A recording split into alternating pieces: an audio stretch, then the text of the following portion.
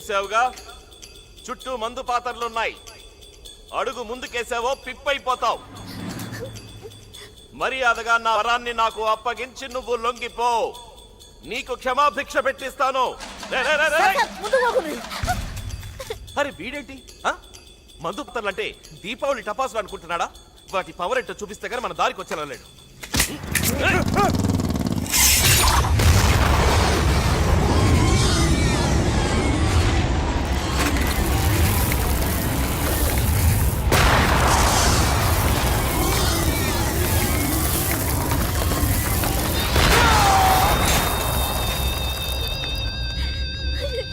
పోచమ్మా, వీడు దేనికి లొంగెలలేడు. నేను మాటల్లో పెడతాను, నువ్వు వాడిని షూట్ చేసేయి. వద్దు సార్, పొరపాటునానికి బుల్లెట్ తగిలి మందు పాత్ర మీద పడ్డాడనుకో, మీ వరం కూడా తుకుడలు అయిపోతుంది సార్. వద్దు, అలా అవ్వకూడదు. రేయ్, నేను 7 అంకెలు లెక్క పెట్టేలోగా వెనక్కి రాకుంటే మా బుల్లెట్లకి నువ్వక్కడే కుప్పకూలిపోతావు.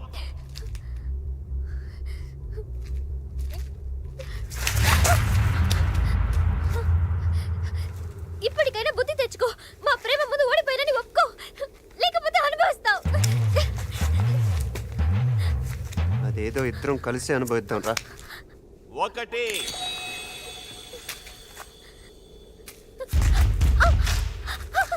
2 3 4 5 6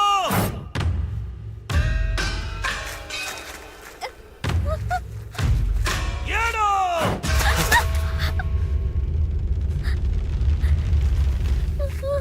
సారు, ఇప్పుడు 7 అడుగులు ఎవరేసినట్టు? అంకిల్ మనాడు లెక్కెట్టాడు, అడుగులు అతనేసాడు. అంటే పెళ్ళైపోయినట్ట?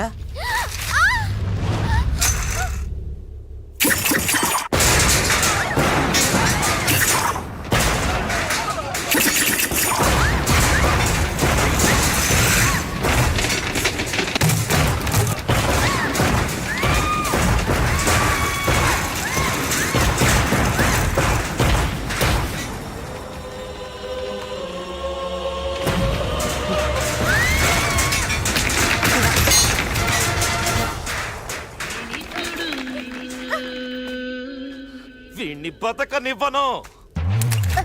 సార్, ఏయ్! అమ్మా బాంబు మీద కాలేసిండు. బతుకుంటే బలి సాగించు. అమ్మో, కదవద్దు సార్, కదవద్దు. కదలకండి సారు, కదలకండి. మంచి గిరుక్కున్నాడు కొడుకు, దెబ్బకు నుజ్జు అయిపోతాడు, పేడ ఇరడైపోతుంది. ఓయమ్మనే, ఓయమ్మనే, ఓయమ్మనే.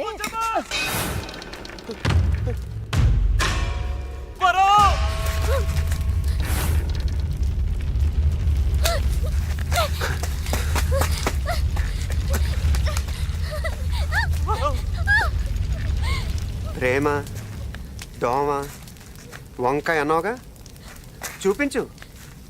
దర్జాగా నడుచుకొచ్చేస్తాడు. అక్కడుండు, అక్కడ.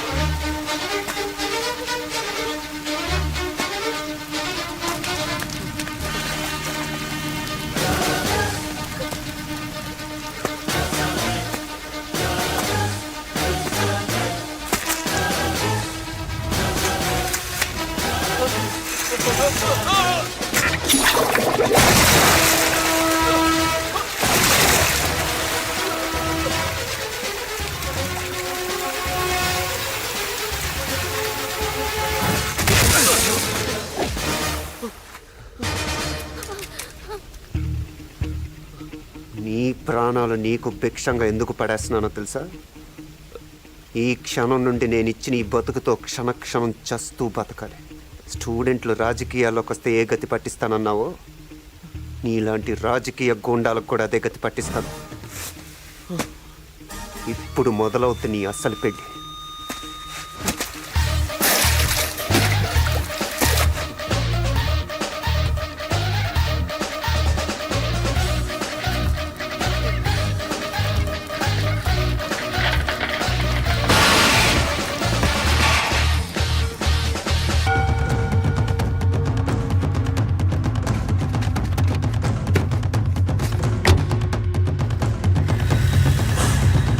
స్టేట్లో నీ ఇజ్జత్ పడిపోయింది.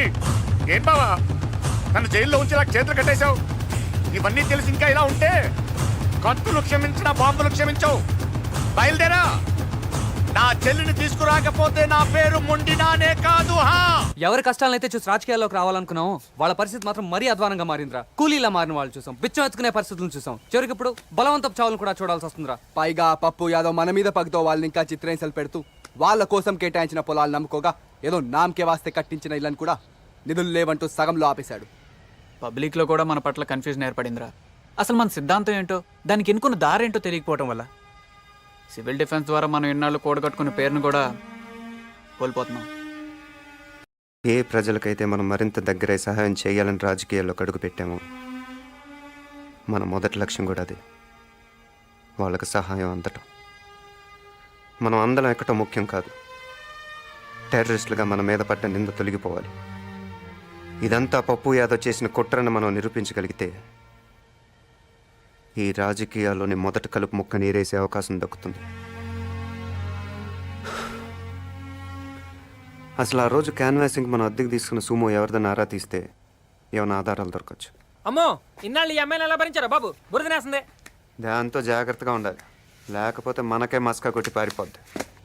ఓసారి మేం పడవ మీద వెళ్తుంటే సరిగ్గా మా పడవ పక్కనే వెళ్తున్న ఇంకో పడవలో ఆయన కనిపించారు. నా చూపులు ఆయన మీద ఆగిపోయాయి.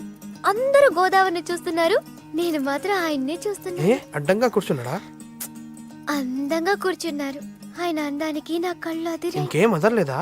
అదిరింది ముక్కు. దాంతో నా ముక్కు పడక గోదావరిలో పడిపోయింది. దరిద్రం వదిలిపోయింది. నాకు ఏడుపు వచ్చింది. అంతే ఆయన దూకేశారు. అలా చిన్న ముక్కు పుడక కోసమని గోదావరి అంతా ఇది తెచ్చిచ్చారు. ఎవరిదో పీకిచ్చుంటాడు.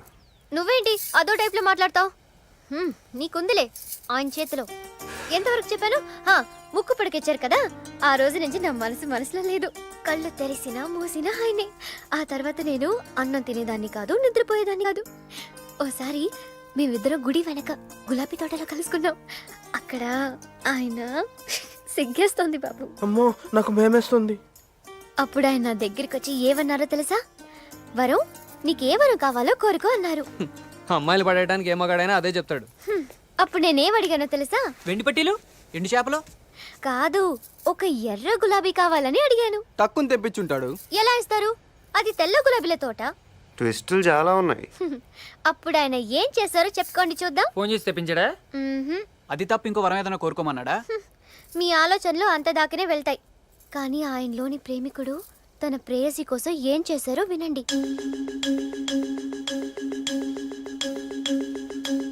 చెయ్యి కోసి ఆ రక్తంతో తెల్ల గులాబీని ఎర్రగా చేసి నాకిచ్చారు. ఎవరు చెయ్యి? ఆయనే కోసుకున్నారు. ఊరుకో, రక్తం కంటపడితే తప్ప నిద్రలాడు, ఎదుటాడు పీక్ వస్తే తప్ప పడుకోడు, ఆడు చేయి కోసుకోవడం ఏంటి?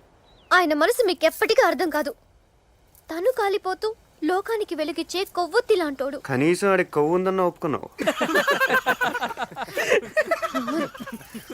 మీరు నమ్మరు. నీకు పిచ్చానుందా? నమ్మరు. అవును, పిచ్చే. ప్రియుడి ఎడబాటు భరించలేకపోవడం పిచ్చే అయితే నాకు పిచ్చే.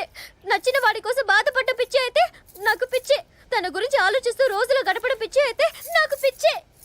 పిచ్చే పిచ్చే పిచ్చే నాకు. సరే ఒప్పుకుంటున్నాం, నీకు పిచ్చే.